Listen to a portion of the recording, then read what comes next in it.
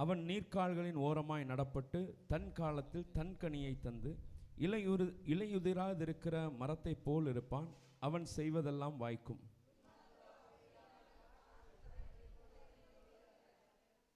ஆகையால் துன்மார்க்கர் நியாய தீர்ப்பிலும் பாவிகள் நீதிமான்களின் சபையிலும் நிலை நிற்பதில்லை.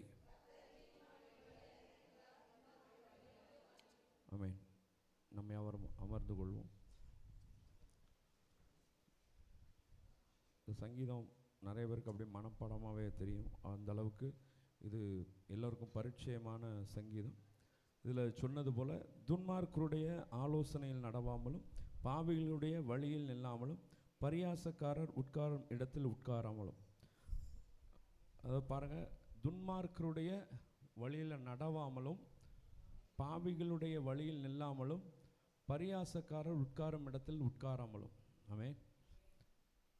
ஒரு விஷயத்தை இப்போ ஒரு எக்ஸாம்பிளுக்கு,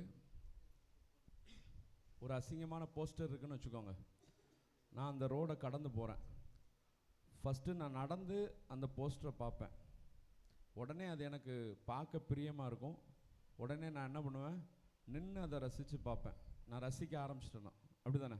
ஒரு விஷயத்தை நான் ரசிக்க ஆரம்பிச்சிட்டேன்னா கடந்து போகும்போது பார்ப்பேன். அது எனக்கு ரொம்ப பிடித்தமானதாக இருந்ததுன்னா நான் என்ன பண்ணுவேன், அங்கே நின்று பார்ப்பேன். அதுக்கடுத்து என்ன பண்ணுவேன், அங்கேயே பட்டறையை போட்டுருவேன். அப்படி உட்காந்து நல்லா ஜாலியாக ரிலாக்ஸாக பார்ப்பேன். அதான் இந்த வசனம் சொல்லுகிறது, நிற்கக்கூடாது, நடக்கக்கூடாது, உட்காரக்கூடாது. ஆமென்.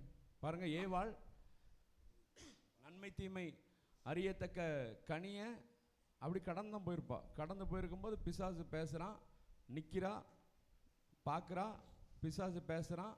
உடனே என்ன பண்ணுறா, அப்படியே உட்காந்து அப்படியே அவங்க கூட நல்லா உறவாடி அந்த கனியை சாப்பிட்டு அடுத்து பாவம் செஞ்சிடறோம். நம்முடைய வாழ்க்கையிலும் நாம் நீதிமானாக இருக்கிறோம், கர்த்தருடைய இரத்தத்தினால் கழுவப்பட்டிருக்கிறோம். நமக்கு ஒரு விசுவாசம் உண்டு. நான் எப்பொழுது இயேசு கிறிஸ்துவின் இரத்தத்தால் கழுவப்பட்டாலும் என்னுடைய பாவங்கள் என்னை சுத்திகரித்து என்னை பரிசுத்த ஸ்தலத்தில் நிற்க வைக்கிற என் தேவன் உயிரோடு இருக்கிறார் அப்படிங்கிற ஒரு நம்பிக்கை எல்லாருக்குமே உண்டு. ஆனாலும் நம் நீதிமான்களாக இருந்தாலும் இந்த மாதிரி காரியங்கள், நமக்கு பிரியமான பாவமான காரியங்கள் நம்மிடத்தில் நிறைய காணப்படும். ஏன்னா நாம் பலவீனமானவர்கள். நாம் என்னதான் இது பாவம் நமக்கு தெரிஞ்சாலும் நாம் என்ன பண்ணுவோம், நடந்து போவோம், போகும்போது பார்ப்போம், நிற்போம், உட்காருவோம். அப்போது வசனம் என்ன சொல்லுகிறது, துன்மார்க்கருடைய ஆலோசனையில் நடக்காதீங்க, பாவிகளுடைய வழியில் நிற்காதீங்க, பரியாசக்காரர் உட்காரும் இடத்துல உட்காராதீங்க. இப்போ ரெண்டு தான். ஒன்று நீதிமான், இன்னொன்று துன்மார்க்கன். இப்போ நீதிமான் யாரு? நீதிமான் யாரு? கொஞ்சம் சத்தமாக சொல்லுங்களேன். யாரெல்லாம் இங்கே நீதிமான்? இல்லை, நீங்கள் நீதிமான் இல்லையா? நீதிமான் யாரெல்லாம்? நீதிமான் தான், எல்லாரும் நீதிமான் தான். சரி, கர்த்தருக்கு பிரியமான வழியில் நடக்கிற எல்லாரும் நீதிமான் தான். கர்த்தருடைய இரத்தத்தால் கழுவப்பட்ட எல்லாரும் நீதிமான் தான். ஆனால் துன்மார்க்கன் அப்படின்னா என்ன? அவன் கர்த்தருக்கு பிரியம் இல்லாமல் நடக்கிறான். ஏற்கனவே பாஸ்டர் சொன்னது போல் கிரமம் அக்கிரமம். கிரமம்னா ஒழுங்காக நடக்கிறது, அக்கிரம்னா ஒழுங்கின்மையாக நடக்கிறது. அப்போது நல்லதை செஞ்சால் நீதிமான், நல்லதை செய்யாமல் இருந்தால் துன்மார்க்கன். சரியா? நல்லா கவனிச்சுக்கோங்க. பைபிள் வசனம் முழுக்க என்ன சொல்லுதுன்னா, நான் நீதிமானாய் நடந்தால் மாத்திரம் நான் நல்லவன் கிடையாது.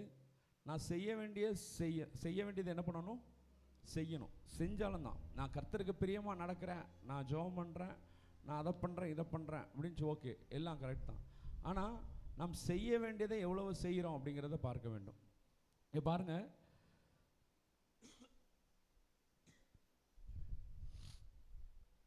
நான் சொன்னது போல் பாவம் ரொம்ப ஈஸியாக நமக்கு வாழ்க்கைக்குள்ளே வரும். பார்க்குறதுக்கு அது பாவம் மாதிரியே தெரியாது. அது எப்படி இருக்கும்? ரொம்ப ஈஸியாக இருக்கும். இந்த பாவத்தை நாம் எப்படி கண்டுபிடிக்க முடியும்? இது பாவம் அப்படிங்கிறத நான் எப்படி கண்டுபிடிக்க முடியும்?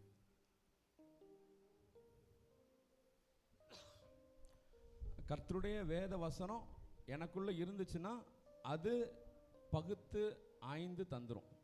கர்த்தருடைய வேத வசனம், அதான் வசனம் சொல்லுகிறது, கர்த்தருடைய வேதத்தில் இரவும் பகலும் தியானமாக இருக்கிற மனுஷன் பாக்கியவான். அவன் நீர்க்கால்களின் ஓரமாய் நடப்பட்டு தன் காலத்தில் தன் கனியை தந்து இலையுதிராதிருக்கிற மரத்தை போல இருப்பான். அப்போது இவன் துன்மார்க்கன், இவன் பாவி, இவன் துஷ்டன் அப்படிங்கிறத நாம் எப்படி கண்டுபிடிக்க முடியும்? ஏன்னா நம்ம நிறைய பேரோட பழகி கொண்டு இருக்கிறோம். இவங்க கூட நம்ம பழகக்கூடாது அப்படிங்கிறத நாம் எப்படி புரிந்து கொள்ள முடியும்? கர்த்தருடைய வசனம் நமக்குள்ளே இருந்தால் நமக்கு ஆட்டோமேட்டிக்காக கர்த்தர் என்ன பண்ணிடுவார்? காமிச்சிடுவார். சரியா? அப்போது துன்மார்க்கரோ அப்படி இராமல் காற்று பறக்கடிக்கும் பதரை போல் இருக்கிறார்கள். அப்போ நீதிமான் எப்படி இருப்பாங்க? துன்மார்க்கன் காற்று பறக்கடிக்கும் பதரை போல் இருந்தால் நீதிமான் எப்படி இருப்பாங்க?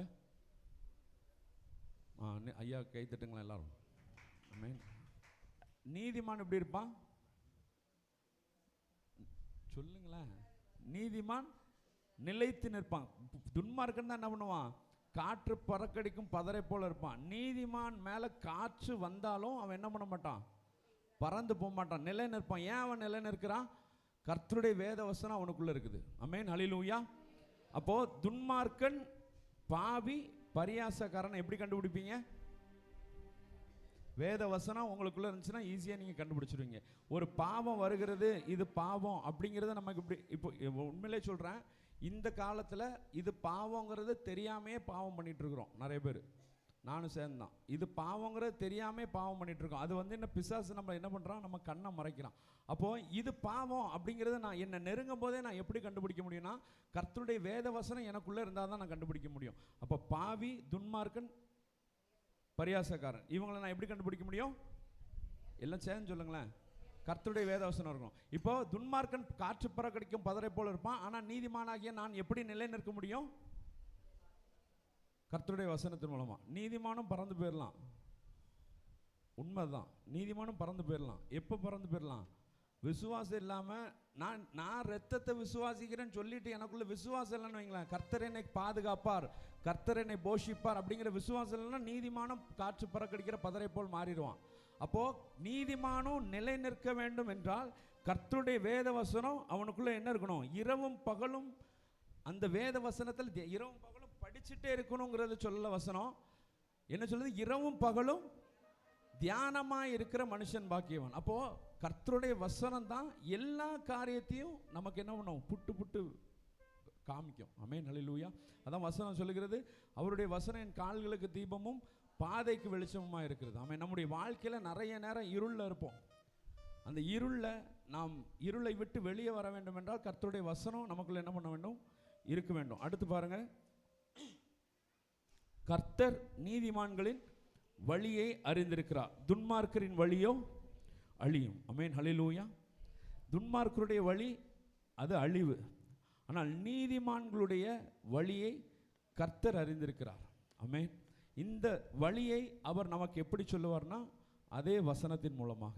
இந்த வசனம் நமக்குள்ளே இருந்துச்சுன்னா எனக்கு நாளைக்கு என்ன நடக்க போகிறது, அடுத்த வருடம் என்ன நடக்க போகிறது, என்ன ஃப்யூச்சரில் கர்த்தர் எப்படி கொண்டு போக போகிறார் அப்படிங்கிறதும் இந்த வசனம் எனக்குள்ளாக இருந்து ஒரு வெளிச்சத்தை போட்டு காமிக்கும். அப்போது வசனம் எனக்குள்ளே இருந்தால் முதல்ல பாவி யார், பரிகாசக்காரன் யார், துன்மார்க்கன் யாருன்னு கண்டுபிடிக்க முடியும். அடுத்து என் வசனம் எனக்குள்ளே இருந்தால் நான் என்ன பண்ண முடியாது? நிலை நிற்க முடியும். காற்று பறக்கடிக்கிற பதரை போல் நான் பறந்து போக மாட்டேன்.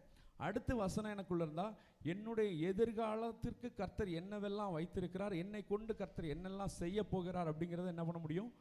நான் உணர்ந்து கொள்ள முடியும். அப்போ கர்த்தருடைய வேதத்தில் தியானமாக இருந்து வசனத்தை ரொம்ப அதிகமாக அறிக்கையிட்டு அவருடைய வசனத்தை எப்பொழுதும் கை கொண்டு நீர்க்கால்களின் ஓரமாய் நடப்பட்டு தன் காலத்தில் தன் கனியை கொடுக்கிற இலையுதிராது இருக்கிற மரத்தை போல் நாம் இருப்போம். நாம் செய்வதெல்லாம் வாய்க்கும். கரங்களை உயர்த்தி சொல்லுங்களேன். நான் செய்வதெல்லாம் வாய்க்கும், நான் செய்வதெல்லாம் வாய்க்கும். அது எப்போ வாய்க்கும் சொல்லுங்க? அது எப்போ வாய்க்கும்? அவருடைய வசனம் எனக்குள்ளே இருந்து கிரியை செய்யும் பொழுது வாய்க்கும். ஆமென், ஹல்லேலூயா. அப்படியே தலைகளை தாழ்த்தி நாம் ஜெபிப்போம். எங்கள் அன்பின் பரலோக பிதாவே, அந்த வார்த்தைக்காக நன்றி கர்த்தாவே. நாங்கள் வசனத்தை வாசிக்கிறவர்களாக மாத்திரமல்லாமல் வசனத்தை தியானிக்கிறவர்களாக, வசனத்தை கொண்டு பெரிய பெரிய காரியங்களை செய்கிறவர்களாக, அப்போ பாவிகள் யார், துன்மார்க்கர் யார், பரியாசக்காரர் என்பதை நாங்கள் வகையறுக்கத்தக்கதாக கர்த்தாவே எங்கள் கண்களை உமது வசனத்தின் மூலமாக திறந்தருளும். அப்போ நாங்கள் காற்று பறக்கடிக்கிற பதரை போல் ஆண்டவரை பறந்து போகாதபடிக்கு நிலை நிற்க வேண்டும். நீதிமானாகிய நான் நிலை நிற்க வேண்டும்ப்பா. அது மாத்திரம் இல்லை, என்னுடைய எதிர்காலத்தை குறித்து கர்த்தர் என்னென்ன திட்டங்கள் எல்லாம் வைத்திருக்கிறீர் என்பதை நான் அறிந்து கொள்ளும்படியாக இந்த வேத வசனத்தை கர்த்தாவே நான் என் உள்ளத்திற்குள்ளே வைக்கும்படியாக கர்த்தர் உதவி செய்யுங்க. எங்கள் அன்பின் பரலோக பிதாவே, அப்பா ஸ்தோத்திரங்க. தமிழ்நாட்டுக்காக வருகிறோம், தமிழ்நாட்டை ஆசீர்வதிங்க. அப்பா தமிழ்நாட்டில் நிறைய அப்பா இந்த இபி பிரச்சனை இருக்குது, இந்த மாதிரி நிறைய பிரச்சனைகள் இருக்குது கர்த்தாவே. அதில் தமிழக அரசு அப்பா உள்ள நுழைந்து அது என்ன பிரச்சனைகள் இருக்குதுங்கிறத சரி செய்யும்படி கர்த்தர் கிருபை செய்யுங்க. அவர்களுக்கு போதிய ஞானத்தை கொடுங்க அப்பா. எங்கள் சபையை சுற்றியுள்ள கிராமங்களுக்காக வருகிறோம். சபையின் சுற்றியுள்ள கிராமங்களை ரட்சிப்புக்குள்ளே நடத்த கர்த்தாவே நீர் எங்களுக்கு கிருபை பாராட்டுங்க. எங்கள் சபைக்காக வருகிறோம், எங்கள் சபையின் விசுவாசிக்க குடும்பங்களுக்குள் ஒவ்வொருவருக்காக வருகிறோம் கர்த்தாவே. அவர்கள் ஒவ்வொருவரையும் நீங்கள் ஆசீர்வதிங்கப்பா. ஆமென். அவர்களுடைய தேவைகளை சந்திங்க. அது மாத்திரம் இல்லை அப்போ எங்கள் பாஸ்டருக்காக வருகிறோம், பாஸ்டர்மாக்காக வருகிறோம். அப்போ அவங்களையும் ஆசீர்வதிங்க. அப்போ அவர்கள் செய்கிற எல்லா காரியங்களும் வாய்க்கும்படியாக கர்த்தர் கிருபை செய்யுங்க. லட்சங்களுக்கு கோடிகளுக்கு அப்பா பயனுள்ள பாத்திரமாக மாற்றுங்க அப்பா. உதவி செய்யுங்க அப்பா. எங்களை நேர்வழியில் நடத்தி இன்னும் உமக்கு நேராக உம்முடைய வழியில் எங்களை நடத்தும்படி கர்த்தாவே அவர்களுக்கு ஞானத்தை கொடுப்பீராக. மீட்பர் இயேசுவின் மூலம் கேட்கிறோம் நல்ல பிதாவே. ஆமென்.